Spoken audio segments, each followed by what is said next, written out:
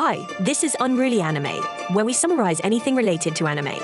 I hope you have fun viewing my anime recap. Let us go on to the first episode of this fantastic anime. The banished former hero lives as he pleases. A boy named Alan was unable to receive the gift of God's bounty and was called a failure. But his true identity was that of a former hero with memories and powers from his previous life. Fortunate to have been expelled from his duke's family, Alan was trying to start a free-spirited journey. But he encountered an assassination attempt by a former fiancée. An unwanted heroic saga begins for the former hero, who wants to relax in this world. The hero of this story sacrifices his own life for the sake of his people and makes a heartfelt request to the goddess at the moment of his reincarnation, causing her to get in tears with one of the tear droplets falling from the goddess's eyes to the hero's hands. The hero is reincarnated as a blue-haired, filthy, rich snob named Alan. It has been 15 years since the hero has been living the life of a duke's eldest son. And just like any other noble prince, Alan too has been lazing around all of his life. Alan's younger brother in this life calls for him, telling him that their father has been waiting for their presence downstairs. So Alan hurries up and gets ready to go down with his brother, no questions asked whatsoever. And on their way downstairs, he hears a lot of the complaints about himself from his younger brother, like how he is a total shut-in garbage who never touches grass and always spends his day in bed living comfortably. Alan's brother Brett keeps on ranting about how much he hates his incompetent older brother and expresses his desire to have been the only child born to his rich parents. Well, someone is giving off early villain vibes with their hopes of getting all of the family property. Anyway, Brett begins to laugh like a maniac all of a sudden, indicating that something ominous is about to happen. Unsurprisingly enough, Alan's father, Craig, who is the Duke of the House of Westfelt, summons Alan and calls him a total loser for not being able to level up in his 15 years of life, bringing shame to their almost royal family. Craig also mentions how low and ordinary Alan's statuses are. And not only that, but just like a screaming crybaby from some unpopular, overrated man, Alan appears to have no gift at all. Apparently every teenager in this world receives a blessing from the gods, and because Alan didn't receive any, he has brought unprecedented shame to his father. Because of his incompetence, Craig hesitates to call him just a disappointment to the family and hence decides to throw him out of the house, stripping him of his noble status. With that single command, Alan is kicked out of his noble family, but he doesn't get upset about it. Rather, he expresses his joy over it because he finally considers himself to be free. Alan first thanks his luck for not being stuck with this so-called red flag of a family for too long. Then he decides to begin looking for the peace he wanted so badly in his previous life, when he was a restless hero without a life.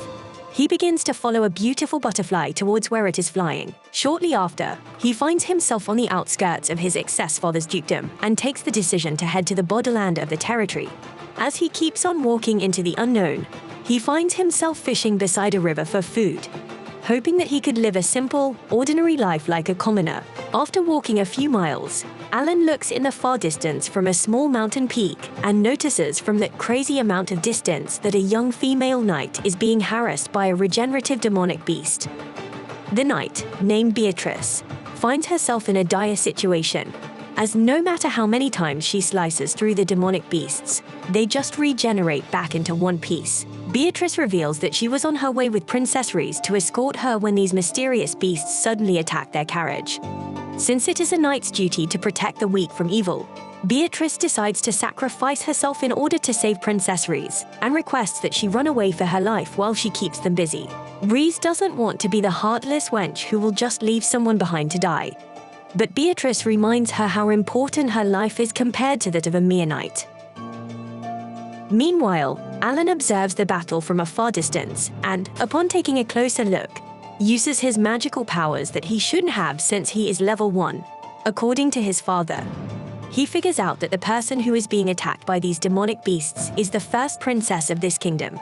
Alan, who knows Rhys, already states that, just like him in this life, she too has been neglected by the people around her, as all of them consider her to be a failure. To make it worse, they even dared to compare her with Alan. Rhys always tolerated people criticizing her, but when they mocked Alan, she retaliated, as she always considered Alan to be a praiseworthy man. So to repay Rhys for her kindness towards him, Alan decides to use a bit of his powers for once, revealing that he still has all of his God-gifted powers from his previous life as a hero. But before he can reach the two girls, one of the demonic beasts lands a perfect hit on Beatrice and takes her down at that very moment. Alan charges up, his lightning speed not copied from the Flash, and quite literally teleports in front of Reese,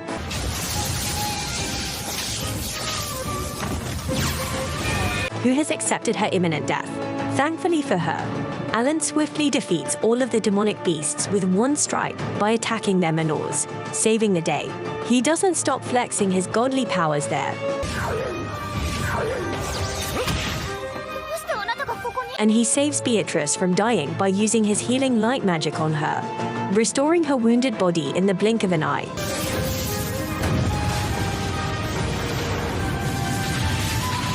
Reese asks Alan what type of sorcery he is using, but because he cannot simply tell them that he is just using the powers he inherited from his previous life, he goes with the lie that it is the blessing that he received from the gods recently.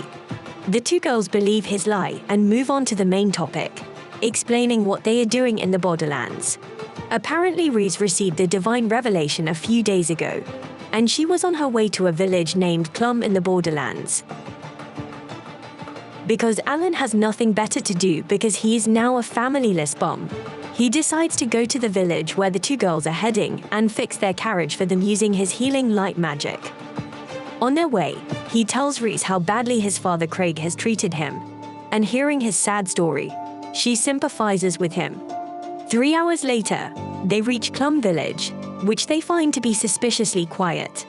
Beatrice notices that although there are so many houses in the village, none of the doors are open, prompting her to believe that no one lives here anymore. Reese assumes that the mysterious monsters from the Borderlands must have attacked the villagers and caused ruin in the village. However, Alan believes otherwise, as he claims to have felt no sense of the presence of any monsters when he scanned the surrounding area, using his presence detection magic.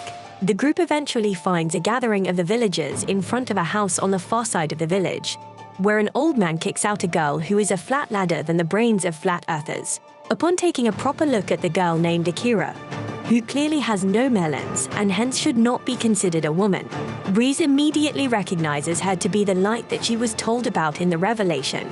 Akira doesn't recognize who Reese is, so Reese reminds her of the day when they met at the royal capital and became so greatly acquainted that they even shared meals together. Akira apologizes for forgetting who Reese is and makes up with her, promising that she won't forget her existence again. Alan asks Reese what she meant earlier when she claimed that Akira was the light. To explain it, Beatrice first tells Alan about the special blessing called Braver, which grants its user the power of 1,000 warriors, making the bearer a hero, and because Akira is the only one with such a gift, that makes her the hero of this generation. Reese, who got a revelation that advised her to become a guide for the light and clearly away from the darkness, interpreted the message such that she needed to be beside the hero of the world, explaining what she was doing in the Borderlands. The group gathers at a nearby bar to eat lunch, where the hero Akira tells him about her current mission here, which is to slay a dragon. According to her story, when Akira was passing from the road nearby to this village, she came across a scared little girl who begged for her help, telling her that the villagers were forcefully taking her to the dragon as a sacrifice. So to investigate the matter further, Akira came here to talk to the old village chief.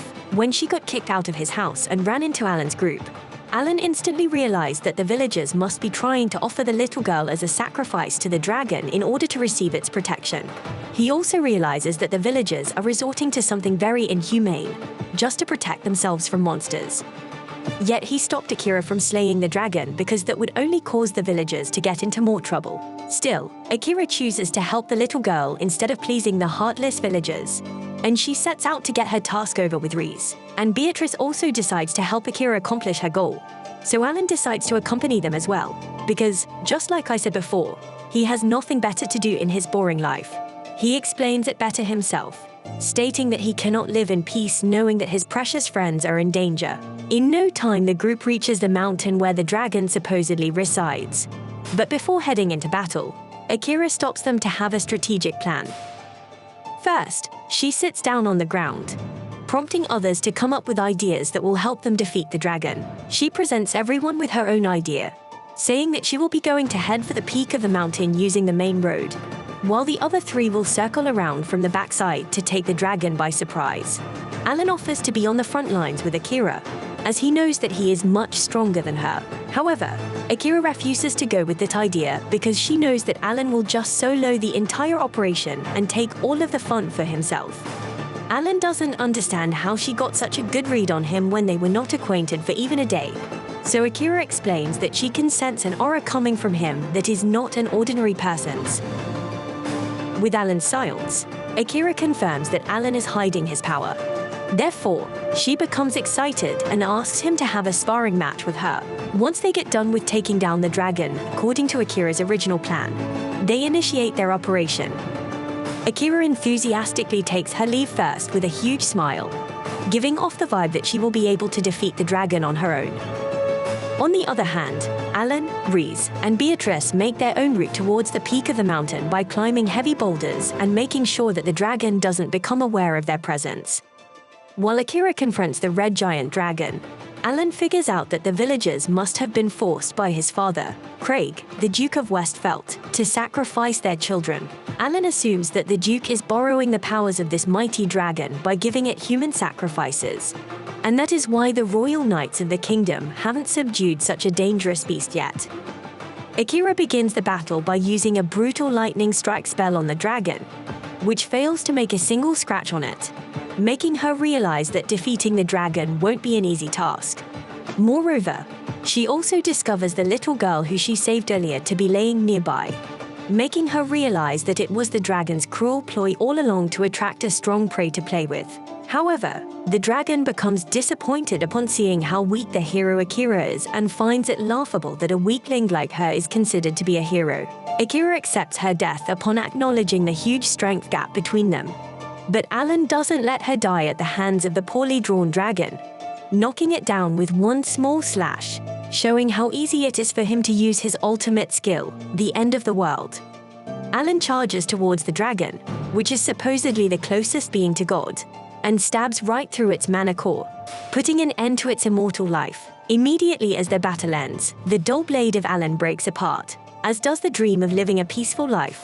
But he accepts it for now because he now has friends who care for him, not only because of his strength. Alan wakes up next to Reese and apologizes for oversleeping.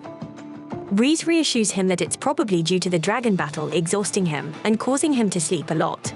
Alan then asks about the other girls, and Reese looks over to see them, training vigorously and filled with energy, as Lizzie is about to apologize to him. Alan remembers Reese using her healing magic on people in need. He reminds her of a woman who used to travel to heal any illness or injury considered a saintly miracle worker, and how rumors about her revolved around Reese. Reese apologizes for not telling him before, and Alan takes her hands, telling her not to blame herself and affirming that whether she's a princess or a saint, she'll always be Reese to him. This deeply touches Reese, and she is very happy with his words. Then one of the girls calls out to Alan to spar with her. Alan gets up and goes to join them. The scene shifts to Alan bidding farewell to Akira, who asks him to take her with them to the nearest village.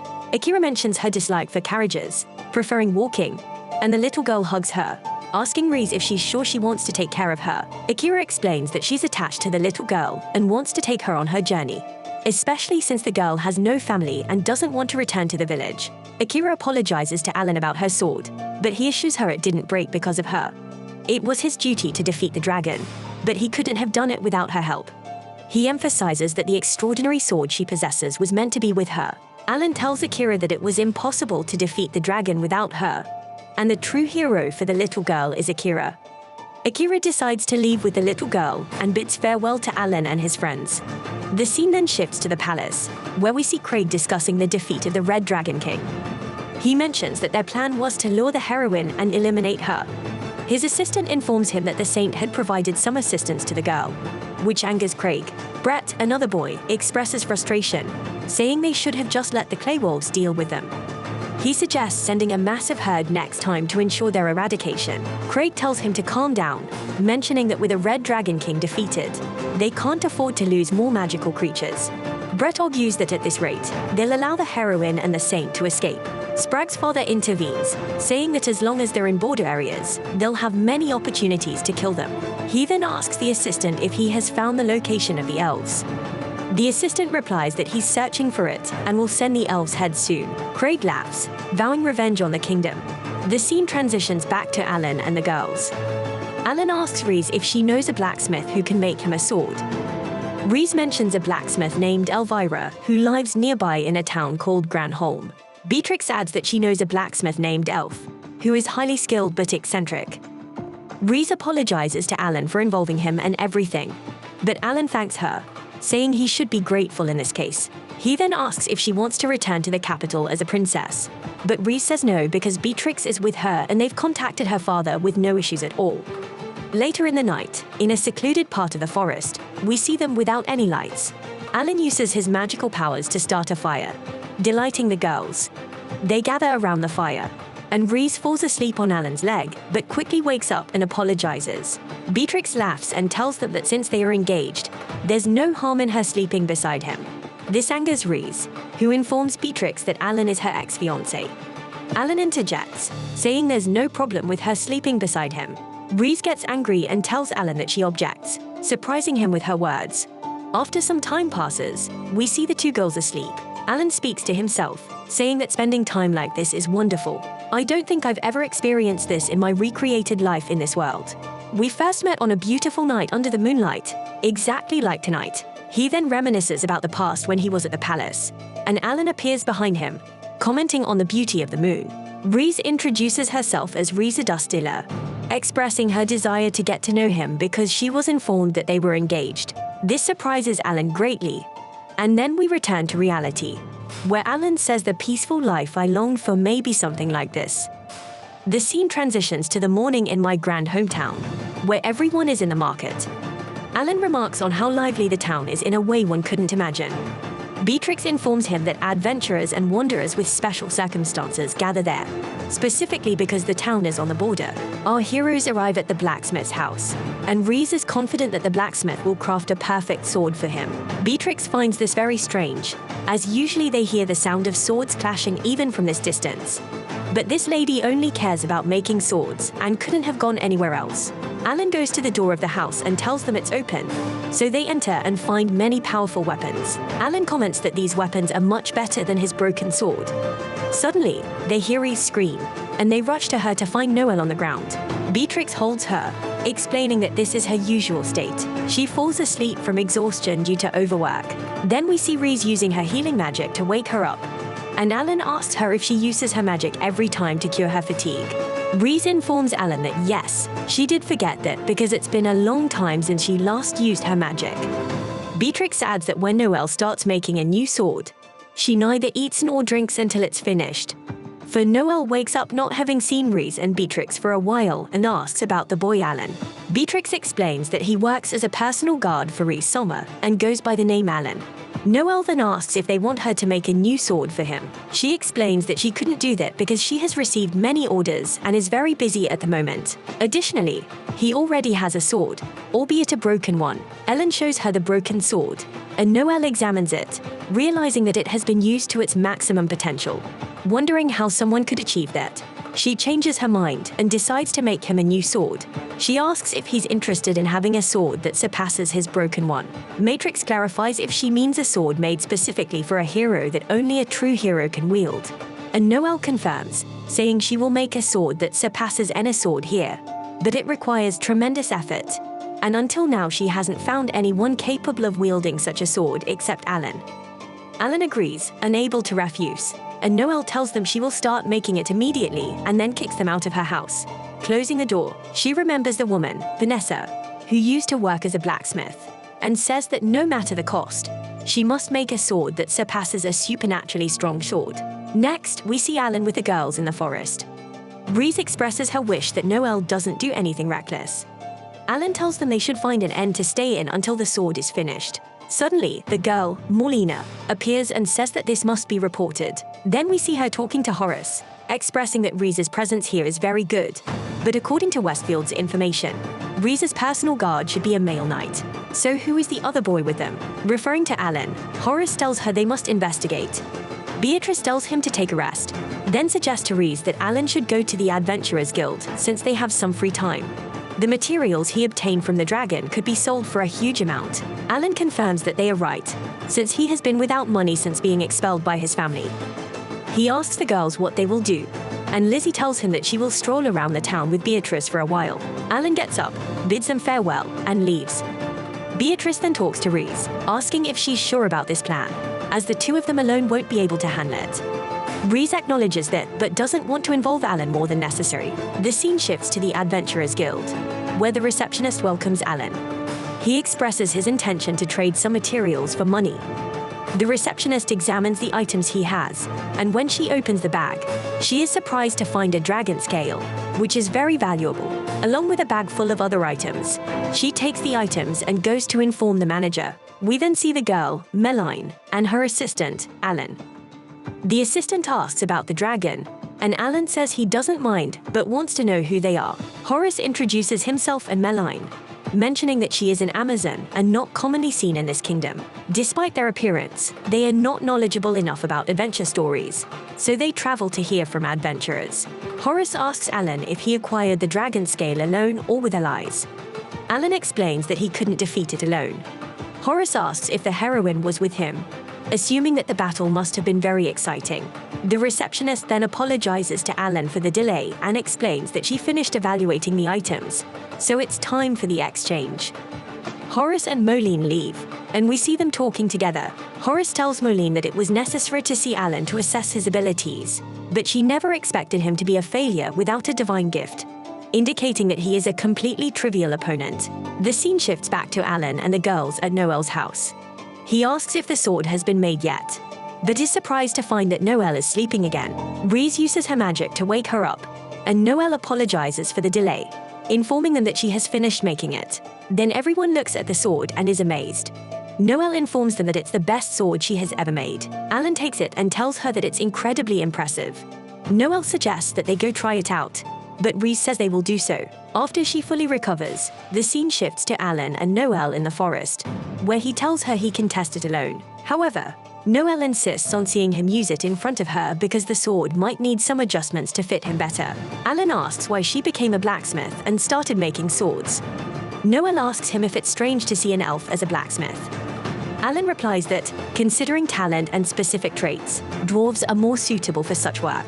They pause, and Noelle tells him that she was raised by a dwarf and remembers her past, where she didn't know where she was born or who her parents were, ending up in a strange place. Then a lady named Vanessa took her in and took care of her a lot, bringing her back to reality.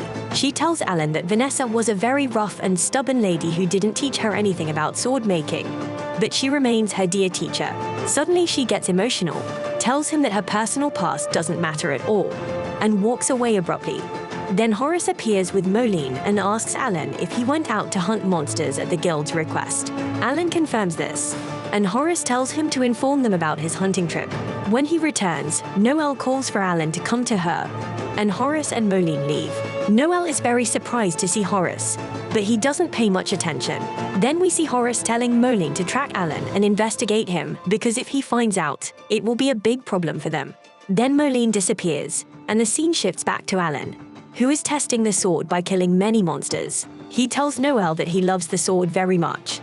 Noelle takes the sword from him and uses her magical power, enhancing the sword's strength and sharpness. She can see the condition of the sword that others can't see with the naked eye. The sword's speed and positioning can be increased by her magic. She tells him that he used the sword without it getting scratched, showing his skill. She wants to see him fight stronger monsters and takes him deeper into the forest. A night falls, and their fire is still blazing. Noelle is surprised because usually many monsters come to attack, but now there are no monsters. It's possible they fled because they were afraid of facing Alan. Noelle expresses her fear, remembering her mentor Vanessa, who told her to run if she ever encountered such a giant monster. She urges Alan to use his sword to attack the sleeping monster, shouting loudly. Noelle remembers her past with her teacher Vanessa, where she used to work a lot, and Noelle tells her that she's hungry and asks her when she'll stop working. But Vanessa never answers her, which angers Noelle. At night, Noelle comes to her again and tells her that she ate everything in her house completely. Then she looks at the weapons Vanessa makes, and Noelle asks her how she uses these tools. But Vanessa, as usual, doesn't respond and continues working, which frustrates Noelle a lot. Then she asks her what her problem is. Then Noelle goes to the weapons and picks up that sword, but it's too heavy. She can't carry it, and she falls to the ground. Yet Vanessa never notices her and continues working, which angers Noelle again, and she says to kick the wooden box. Then Noelle sits in front of Vanessa and asks her what's enjoyable about hitting the sword all this time, and that she will collapse someday because she works all the time without eating or drinking. She gets upset and tells her that she's foolish, but there's no use with Vanessa as she keeps working and doesn't answer. Her morning comes, and Vanessa is still working. Then Noelle wakes up and finds Vanessa has made a very powerful sword, and Noelle is amazed by that. Then the scene shifts to the present time, where we see Alan with Noelle in the forest, and she tells him to use that sword against that monster and kill it. Alan tells her that he has no reason to kill that monster, and it didn't attack them in the first place as it's sleeping far away from humans and hasn't harmed anyone. He doesn't understand her reason for wanting to kill it, but he won't join her in this revenge. Then she takes the sword from him, and as she runs towards the monster to kill it, Alan tells her that it's better not to do that because this monster seems to be a Fenrir, as it has a barrier that nullifies any attack. But only elite weapons like sacred swords can penetrate that barrier. Noelle tells him that this sword is stronger than the sacred swords, so Alan tells her that this sword won't even get a scratch, as she hasn't yet made any swords that surpass the sacred swords. But if she still wants to strike the monster, nothing will stop her. Then the scene shifts to Alan with the girls, and they are surprised to find such a monster in the forest. Alan tells them that he believes someone brought it to this forest, and it seemed as if it was covered with some kind of power. Beatrice asks what this monster is doing and what its goal is. Alan tells her that there's no conclusive evidence for that, so it's better to be cautious about it. Then he asks Reese if she's finished with her work and what she's doing, because surely she didn't come here just to make a sword for him. Lizzie tells him that she hasn't been able to hide it from him yet, and informs him that about 3 months ago the military commander named Cyril, one of their strongest men, was assassinated, and the perpetrator who took Cyril's head and fled is unknown. Various investigations were used at the crime scene, but no significant evidence was found. So most likely the one behind this crime is a demon, and they are using unknown powers against them. Alan asks her if it's possible for a human to assassinate a demon, as they never care about political conflicts. Beatrice tells him that someone from the kingdom must have allied with the demon and exploited their powers. Reese tells him that they came to this town, where all kinds of people gather in search of a clue. Alan tells them that he doesn't know who's responsible, but he met a suspicious person. Then the scene shifts to Millie standing in front of the monster and wondering how to break that barrier and what force did that. Then she goes to her partner and asks her how things went, and she tells her that she has no news to report to him. He tells her that no matter how long they stay in the town, they won't find anything interesting there, and he orders her to go and kill the Saint Annie elf. Millie is surprised, and he looks at her and tells her not to tell him that the Amazon warrior, who loves fighting, doesn't care about seeing blood.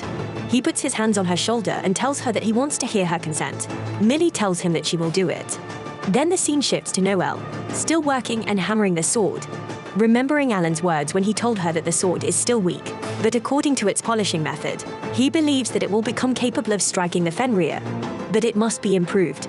But she must ensure not to use any reckless methods.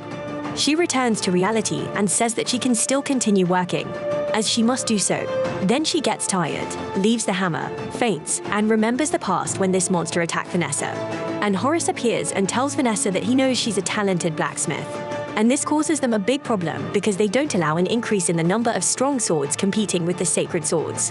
Vanessa attacks the monster with her sword, but when she tries to strike it, the fiery barrier appears and breaks her sword, and the monster kills her in front of No Way. When the monster attempts to attack Noelle to kill her, the magical lightning appears and prevents it. Akira, the heroine, appears and attacks the monster with her sword, killing it. Horace informs her that he will withdraw for the time being and disappears. Then Noelle approaches Vanessa, and Akira tells her that she will heal her wounds. Noelle asks Akira how she managed to attack the monster so easily and why Vanessa's sword wasn't enough to kill it, and then she cries. Then we return to reality, and Noelle wakes up, starts hammering on the sword, finishes her work, and the sword becomes ready. Then she goes out to the forest carrying the sword, says sorry to Alan that she will use his sword for some time, and enters the forest. She finds the monster asleep, and as she tries to kill it with the sword, the monster wakes up and uses its power to knock her to the ground. Suddenly, Horace appears and asks her if she has the ability to stand after taking a hit from Fenrir. as he has been looking for her for a long time and didn't expect her to be in the border areas. He asks her if she will work for him because he heard that she possesses a special power, and leaving her to become a meal for Fenrir would be a waste. Noelle is surprised by his words and asks him about this special power she has. Horus tells her that her eyes, the sovereign fairy eyes, are one of the only 5 known innate gifts in this world, and she possesses one of them, which allows her to bond with others under his command. Noelle asks if he means that Amazon, who used to stand by Vanessa and Horus, tells her that she lost her home and has no shelter left, so he kept her close to him even though he was the one who destroyed her place. Then he laughs and asks her about her opinion on joining him because he doesn't see it as a bad idea at all. Noelle tells him that she prefers to die rather than become his servant and wishes him to suffer and die quickly. Then Horus orders the monster to kill Noelle, and as the monster moves towards her to kill her, suddenly Alan appears and attacks the monster. Horus realizes he underestimated his abilities, but wonders if it's normal for him to leave his original position and come here to save Noelle. Alan asks him about his intention, and Horus tells him that if he hurts Princess Rhys, it would be unfavorable as he will delay his rescue. Then we see Millie walking into Rhys's room, entering her bed chamber and uncovering the bedding, but she doesn't find Rhys in her bed. Suddenly, Rhys and Beatrice appear behind her, and Millie asks them how they can see her. Then we return to Alan, and he tells Horus that he means the Amazon girl who hides her presence. He felt something suspicious about them, so he placed a barrier to cancel the invisibility barrier within Rhys's range. He's been subjected to such tricks a lot in his previous life, to the extent that he's tired of them. Goris tells him that his words are incomprehensible, but even if he tries to reveal them, he won't be able to prevent them from killing Rhys. Then we return to Rhys, and Millie attacks them with the sword, but Beatrice stops her, and while she tries to kill them, Rhys orders her to stop. Millie strikes Beatrice and knocks her to the ground, then grabs Rhys and puts the sword to her head. Beatrice gets up and hits Millie, causing her to faint. Then we return to Alan, and he tells Horus that it seems the girls don't need help as they defeated Millie, so the assassination attempt has failed. Horus tells him that he is still the one in control here, and this is an undeniable fact because, without a sacred sword, he cannot cause any harm to Fenrir. Then Horus orders Fenrir to attack Alan and kill him. The monster attacks Alan, so Alan counterattacks and kills the monster, which surprises Horus greatly, and he says this is impossible. Then he disappears. Alan carries Noelle on his back and returns with her. While walking, he says that Noelle fell asleep because she stayed up all night making the sword. When he arrives home, he finds Lizzie and approaches her, asking about Noelle's condition. Alan tells her that she's fine, just sleeping. Then Noelle wakes up and gets angry at him, asking why he's carrying her without her permission, and hits him to make him put her down. The next morning, we see Millie tied to a chair, and Alan tells her that he has already investigated the traces of that man's gift and asks her to speak freely because if she insists on silence, they will never understand her situation. Beatrice suggests sending her to the capital to stand trial before the court. Rhys tells them that she doesn't think Millie is a bad person, as she didn't attempt to assassinate her willingly, and it's likely that she has a family waiting for her return. Millie tells them that she doesn't have a family and nowhere to go, as her entire place was burned down. Then Noelle remembers the past, when Vanessa saved her when she had nowhere to go. She asks her where they will go, and Vanessa tells her they will go home. Noelle feels reassured and goes to sleep. Then we return to reality, and Noelle cuts the ropes tied to Millie and asks her if she'd like to go to her home with her. Everyone is surprised by Noelle's action, and she tells them that she will take care of Millie. Beatrice warns her that Millie might try to kill Rhys again, but Noelle assures them that she will take care of her, and if she tries anything, she will stop her. Millie looks at her, deeply moved, and cries. Rhys asks her if she's all right, and Beatrice apologizes to her for her harsh words. Alan smiles and says that one of the problems has been solved. Then Alan goes out to the forest and reaches the place where Fenrir was. He breaks the barrier, and the scene shifts to Horus, who is sitting alone pondering over Alan's power and wonders who Alan exactly is and how he possesses such power. Suddenly, the storm appears, splitting the ground, and Horus falls. This strange monster appears before him and kills Horus, then disappears suddenly. When Alan arrives at Horus's location, he finds him dead.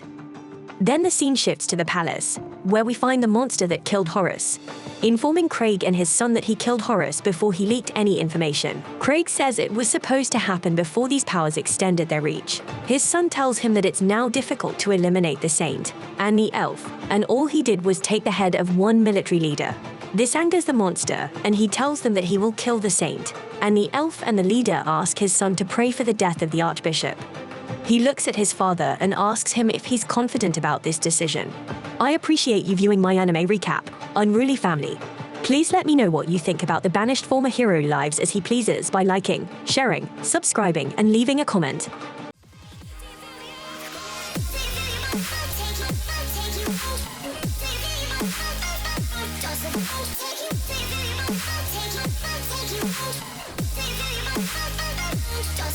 Take you